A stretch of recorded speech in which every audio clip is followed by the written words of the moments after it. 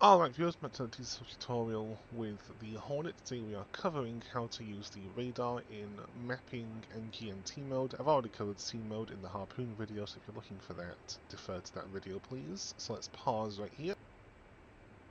Now our target is the Cobula X. There's a Russian AWACS and some BTRs moving on that road, kind of north, so we're going to take them out.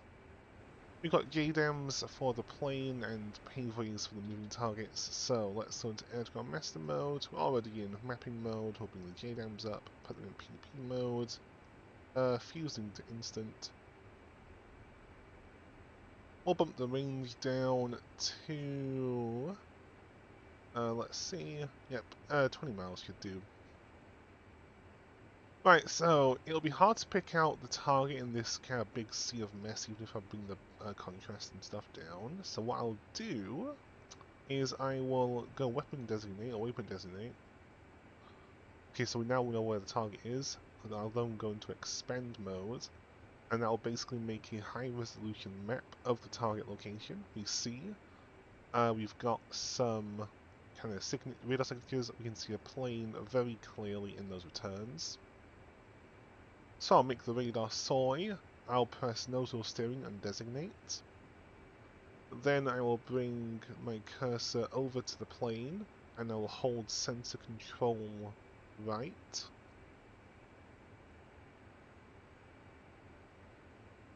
And I'll wait and I'll put that kind of cross right over the plane and I'll release. And then that has made that my target. The radar is now tracking that target. If we go into the T-pod, that will be shown. Okay, if it's mass spec T-pod.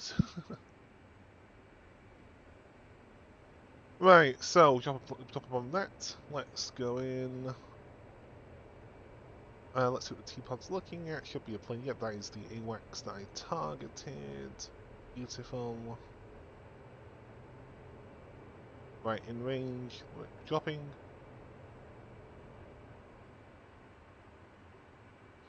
I'll pause again, and we'll switch into GMT by pressing this push button here. And we have some bricks already, so that's good. We'll bump the range down to 10. And what we'll do now is we'll go sensor control switch right again, we'll hold it, we'll place the cursor over the brick here.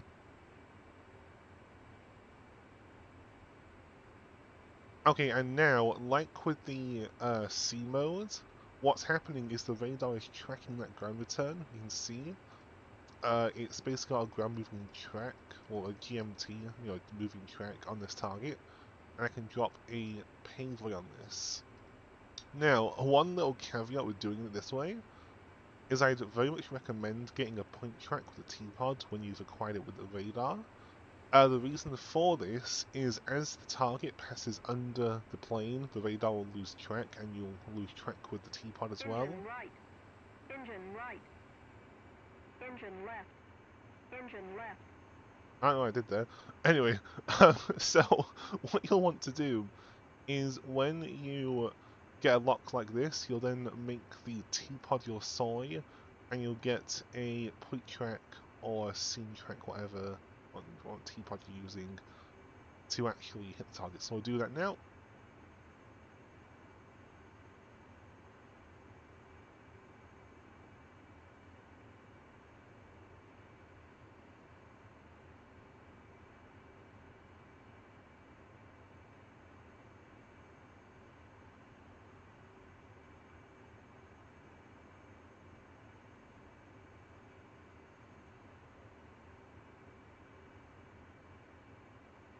Okay, there we go. Now we can leave the radar alone, and it'll just be a standard drop. So let's do that.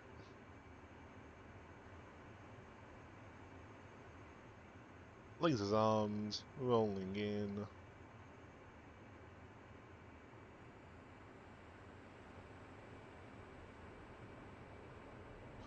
So yeah, honestly, I don't use the radar that often, if ever really, but it is still a good tool to know how to use in case you do need to use it. You know, it's one of those things where you'd rather have it and not need it than need it not having it, if you know what I mean. So, yep, it's a good kind of tool to have at the end of the day. So, that'll be second hit in 20 seconds.